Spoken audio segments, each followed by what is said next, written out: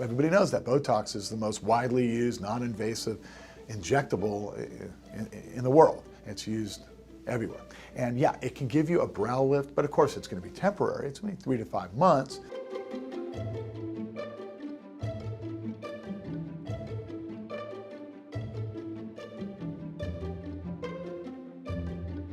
Patients present asking, can I have a brow lift without surgery? And the answer is, yeah, you can. It's using the non-invasive methods of Botox and Dysport. Both of them are botulism toxin. And everybody knows that Botox is the most widely used non-invasive injectable in the world. It's used everywhere. It can give you a brow lift, but of course it's going to be temporary. It's only 3 to 5 months.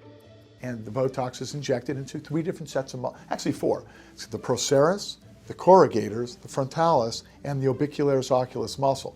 Different injections in these areas will paralyze those 4 muscles, thereby prevent the muscles from pulling the eyebrow down, and so you get a lift.